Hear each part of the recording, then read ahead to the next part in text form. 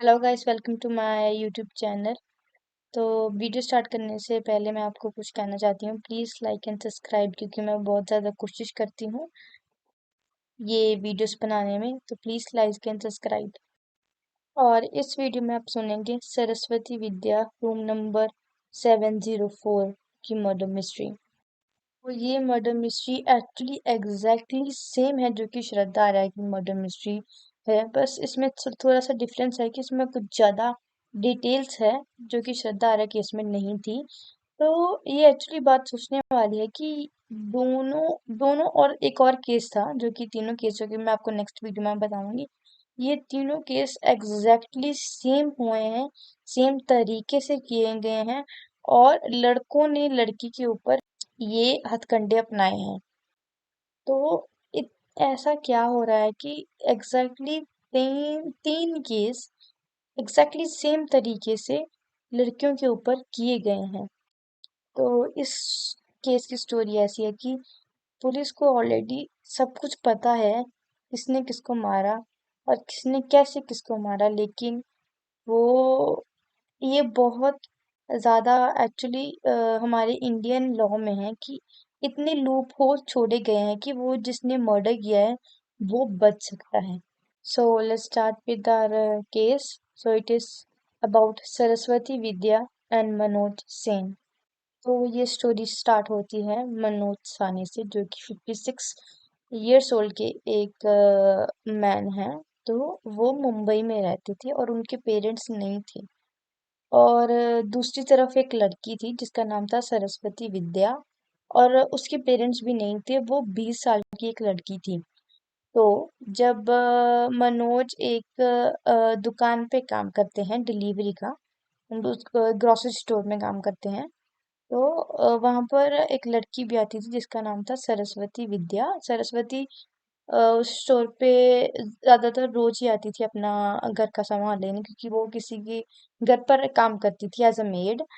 तो क्या हुआ कि जो मनोज था उसको सरस्वती से प्यार हो गया, और सरस्वती को भी मनोज से प्यार हो गया, क्योंकि वो रोज दुकान पर आती थी तो वो आपस में बातें करते थे, समय बिताते थे। तो उन दोनों को एक दूसरे से प्यार हो गया। तो क्या था कि जो मनोज था वो 56 ईयर का था, और जो सरस्वती थी वो सिर्फ 20 साल की थी। मनोज एक्चुअली सरस्वती के पिता की एज पर था, लेकिन उसकी शादी जैसे नहीं हुई थी, तो उन दोनों ने छुपकर शादी कर ली थी। मनोज ने छुपकर सरस्वती से शादी कर ली थी और वो एक अपार्टमेंट में रहने चल गए थे। तो एक्चुअली जो मनोज था वो बहुत काम करता था और उसकी उम्र 56 इयर्स हो गई थी, और उसके घर पे कोई नहीं था। तो उसने बहुत उसने जो भी पैसा कमाया उसने एक फ्लैट लिया बोरीवली में। तो जब वो उसने सरस्वती के साथ शादी कर ली, तो उसने ये सोचा कि हम दोनों साथ में मूव इन कर जाते हैं। लेकिन वो बोरीवली में मूव इन नहीं कर सकते थे, क्योंकि अगर वो बोरीवली में मूव इन करते तो जो उसके आसपास के जानने वाले थे उनको ये पता चल जाता कि उन्होंने शादी की थी। और मनोज और सरस्वती ये बात बाहर नहीं बताना चाहते थे।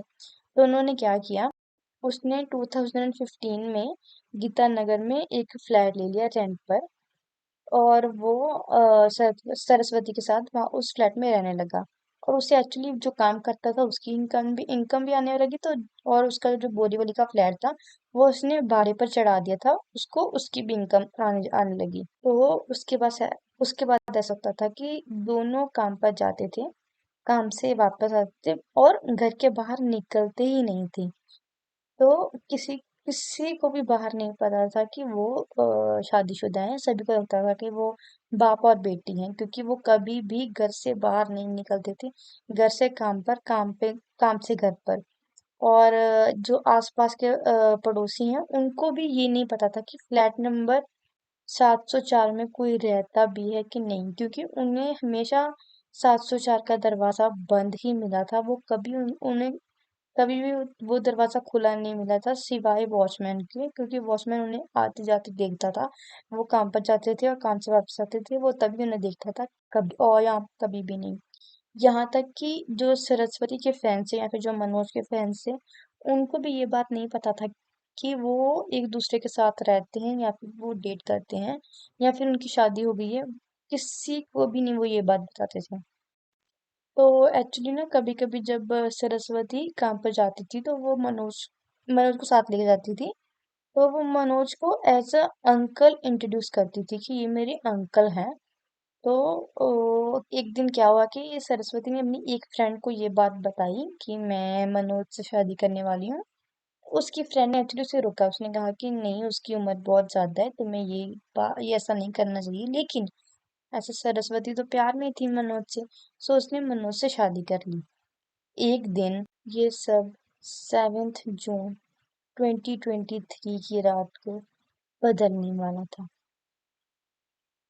जब 8 जून को सुबह मनोज के पड़ोसी को एक बहुत सारी गंदी स्मेल आनी शुरू हुई। तो उसने क्या किया कि उसने अपने घर पे चेक किया कि शायद मेरे घर पर चूहा मर गया होगा, तो मैं चेक करता हूँ। लेकिन उसने पूरा घर साफ कर लिया, लेकिन उससे कहीं भी छुआ नहीं मिला। तो उसने आस पड़ोस के लोगों से पूछा कि क्या आपके घर पर कुछ ऐसा हुआ है कि इतनी गंदी स्मेल आ रही है। तो लेकिन वैसा कुछ भी नहीं था। उसने सभी के आस पड़ोस में चेक करवाया और उसने एक्चुअली वॉचमैन को भी बुलाया और वॉचमैन को कहा कि तुम पाइप्स चेक करो कि क्या पाइप्स में ऐसा कुछ है। तो वॉचमैन ने पाइप्स भी चेक करी और पाइप में भी ऐसा कुछ भी नहीं था।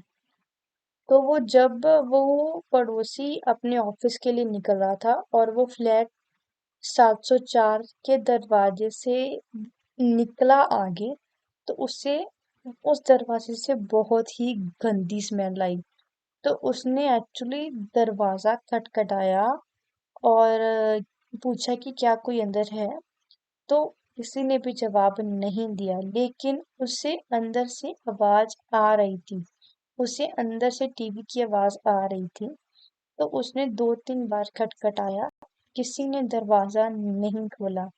तो उसके लास्ट जब वो निकल रहा था सीढ़ियों की तरफ, तो मनोज ने अचानक से दरवाजा खोला और उसे कहा कि बताइए क्या हुआ है। तो मनोज के पड़ोसी ने कहा कि आपके घर से बहुत गंदी स्मेल आ रही है। तो शायद आपके घर पर चूहा मर गया होगा, मैं आपकी मदद कर दूं। तो मनोज ने कहा कि नहीं, मैं खुद ढूंढ लूंगा, आप मेरी मदद मत कीजिए। और जैसे ही वो पड़ोसी उसके घर के अंदर झांकने की कोशिश की, तो मनोज ने दरवाजा बंद कर दिया। और उसके बाद मनोज ने अपने पड़ोसी से ये कहा कि मैं चूहा ढूंढ लूंगा, आप जाइए, आप अपने ऑफिस के लिए लेट होंगे, आप जाइए। और उसके पड़ोसी ने ये कहा कि अगर आपको कोई मदद चाहिए होगी तो मैं जब घर वापस आऊंगा तब आपकी मदद कर दूंगा। तो मनोज ने कहा कि ठीक है। उसके बाद उसका जो पड़ोसी था वो नीचे पार्किंग में चला गया। तो मनोज जो कुछ बैग्स थे, काले बैग्स थे, वो उठाकर बहुत ही जल्दी अपने घर से बाहर निकलकर नीचे सीढ़ियों की तरफ निकल पड़ा। तो जब उसका जो पड़ोसी था वो कार स्टार्ट कर रहा था, उसने देखा कि मनोज बहुत ही जल्दी में कुछ काले बैग उठाकर भाग रहा है। तो एक्चुअली उस पड़ोसी ने पुलिस को कॉल की और उसने कहा कि शायद फ्लैट नंबर 704 में कुछ ऐसा हुआ है जो कि हमें देखना चाहिए। तो ऐसा हुआ था कि 4 दिन पहले 7 तारीख को मनोज ने अपनी वाइफ सरस्वती का कत्ल कर दिया था। और उसने उसका कत्ल करने के बाद उसको टुकड़ों में काटा और एक पॉलीथीन में भर दिया, एक नहीं, एक से ज्यादा पॉलीथीन में भर दिया। और वो रोज सुबह जाता था और सरस्वती के टुकड़ों को वो कुत्तों को फेंक देता था खाने के लिए। तो जब पुलिस 704 के बाहर आई तो उन्हें बहुत गंदी स्मेल आई। तो उन्होंने दरवाजा तोड़ दिया। दरवाजा तोड़कर वो जब अंदर गए तो उन्हें एक फ्रिज थी मिली जिसमें बहुत सारे ब्लैक पॉलिथिन थे और उसमें ये सब था।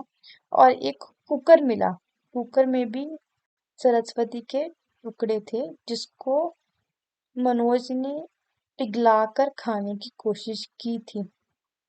तो जब पुलिस ये सब इन्वेस्टिगेशन कर रही थी तब मनोज एक नॉर्मल दिन के हिसाब से वो गया, उसने वो पॉलिथीन से जो टुकड़े थे वो उसने कुत्तों को फेंके, कुत्तों ने खाए, वो काम पर गया, वो काम कर कर वो घर पर आया और उसने देखा ऊपर कि ऊपर बहुत सारे लोग खड़े हैं, पुलिस वाले हैं और वो मेरे फ्लैट के सामने खड़े थे। और लोग, ये सभी लोग हैरान थे कि जिस फ्लैट में हम सोचते हैं कि कोई रहता ही नहीं था, उस फ्लैट में इतना बड़ा क्राइम हो गया। तो मनोज ने ये सब कुछ देखकर वहां से भागने की कोशिश की, लेकिन वो नीचे पकड़ा गया। तो जब मनोज पकड़ा गया तो 8 जून को मनोज की पुलिस थाने में पूछताछ हुई। तो तब मनोज ने एक्चुअली दो स्टोरीज बताई। उसकी पहली स्टोरी ये थी कि जो सरस्वती थी उसको मनोज के बाकी अफेयर्स के बारे में पता चल गया था और वो मनोज को बहुत तंग कर रही थी, इसलिए मनोज ने सरस्वती को मार डाला। उसकी दूसरी स्टोरी ये थी कि कोरोना टाइम में मनोज की जॉब चली गई थी 2 साल के लिए।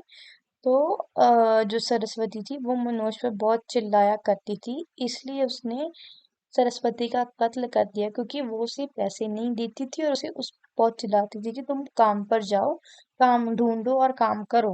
और उसने ये बात भी बताई कि उसने सरस्वती के टुकड़े कैसे किए। उसने सरस्वती के जो छोटे पार्ट थे उनको एक रॉड से काटा और जो उसके बड़े पार्ट थे उनको टब में एसिड डालकर पिघलाया और पिघलाकर उसने वो सब जो टुकड़े थे वो कुत्तों को खिला दिए, जो कि एक्चुअली बहुत एक कह सकते हैं कि मर्डर जो था वो बहुत अच्छा आइडिया था, क्योंकि जो बाकी केसेस थे जैसे श्रद्धा आर्य का केस था या फिर जो दूसरे केसेस थे वहां पर ऐसा नहीं हुआ था।